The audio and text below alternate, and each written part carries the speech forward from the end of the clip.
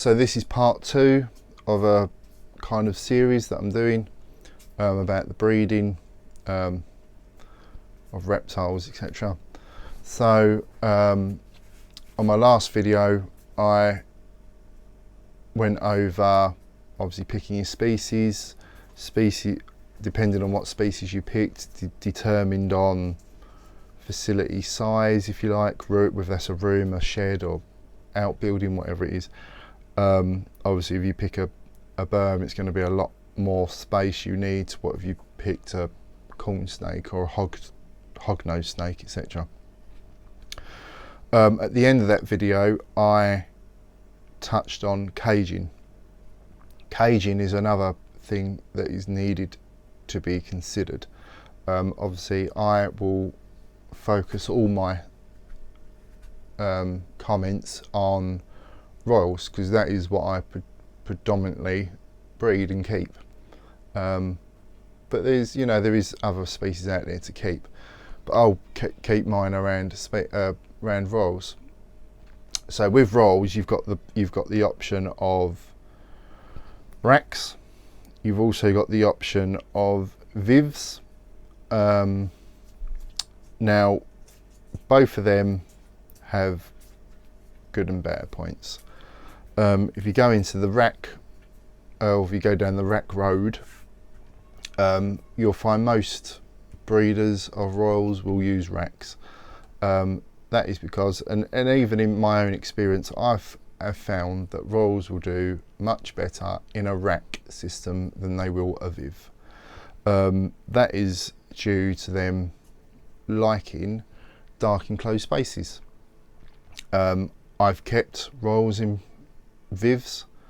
Some have done well, some haven't. But overall I do find that they do thrive better in the rack system. I think if you do go down the Viv avenue, one, if you're going to do it for breeding purposes, you need to realise that obviously Vivs take up a hell of a lot more room than what a rack would. Also I've found, more particularly with babies, that they don't do so well in Vivs. They won't eat. I think because a Viv is so big and open, they don't like that. As I said, they like dark enclosed spaces.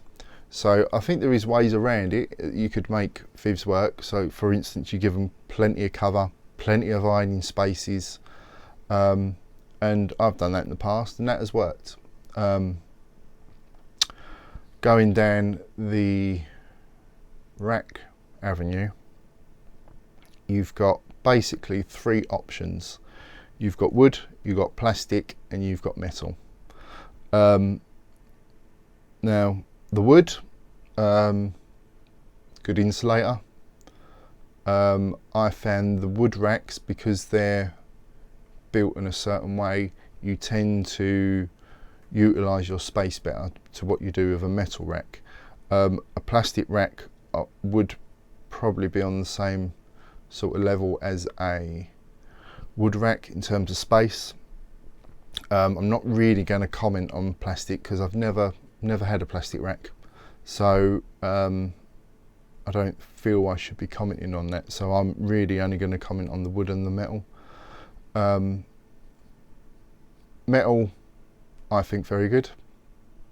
They are a hell of a lot dearer than the wooden racks, but they do last longer. I mean the 2 racks that you can't see but out the shot, the 2 racks I've got, I've had them 10 years maybe, and I know I'm selling them on now, but they're still fine. There's nothing with remember they're 10 years old, so there is slight bits of rust etc on them. Tubs are all in pretty good condition. They'll probably last another 10 years. So in that aspect, for value of money, you can't really beat it. Wood, you know, over time with moisture etc, they will warp, they will you know, split, etc. So you just have to weigh up what you want. Obviously I'm going with the wood because they utilise the space better to what metal racks would. So therefore I could fit more snakes into a allocated space to what I would with a metal rack. And that's the reason why I've gone down the wood avenue. So as I said, I've got some new racks that should be turning up pretty much any day. That will be another video going forward. I'll do a, I don't know, like a time frame sort of affair where you can see me building them, etc. And then obviously once it's all done and complete, which is, you know, obviously I've got to do this around work, etc. So it's going to take me a little while to do, but once it's all done, we'll have a good look at all the finished product, basically, some animals, etc, etc. So another item to consider is incubators. Obviously depending on the species that you're keeping, obviously if you're doing something like boas, we won't need an incubator because they're a live bearer. But anything that produces an egg, so really any python, colubrid, etc, most lizards, you will need an incubator. Now you've got various different types of incubator. You've got your shop bought incubators, you've got your DIY incubators. There's so much to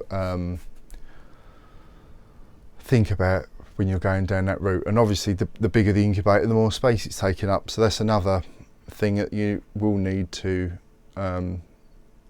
decide when going down this route. I mean, myself, I've got a old 3-door bar fridge. It come out of a social men's club, old redundant social men's club, which it wasn't working at the time, but obviously I gutted it and turned it into an incubator.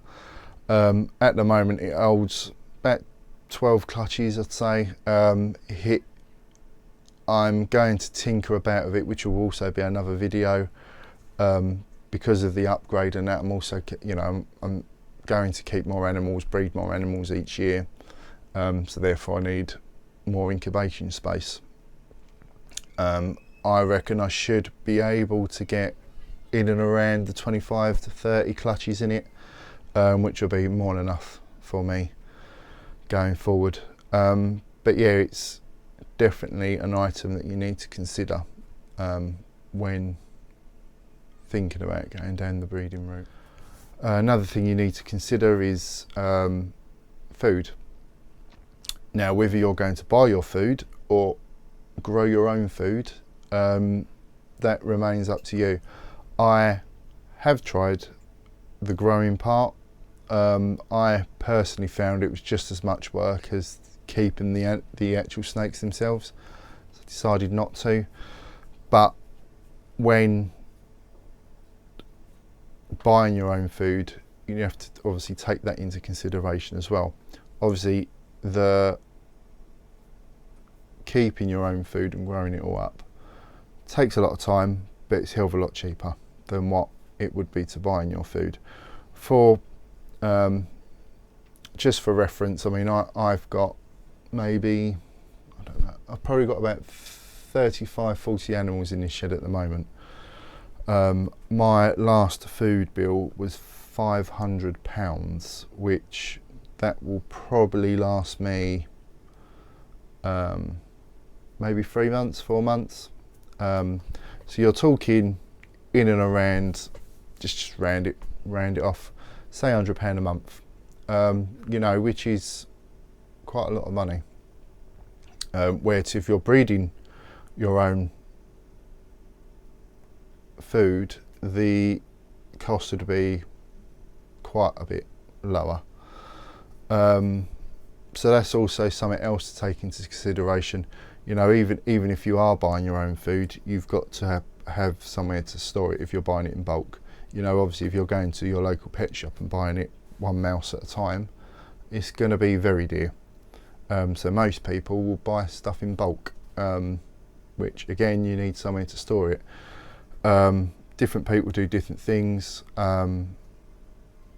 some people obviously don't like to keep rodents in with their normal everyday food, so they'll get a separate freezer. And obviously, again, you need to work out where that's going to go. If that's going to go in your, I've kept that in my shed before. At present, it's not. It's in a different shed, and there is other plans for that, which I'll explain in future videos to come on. Again, another thing to consider.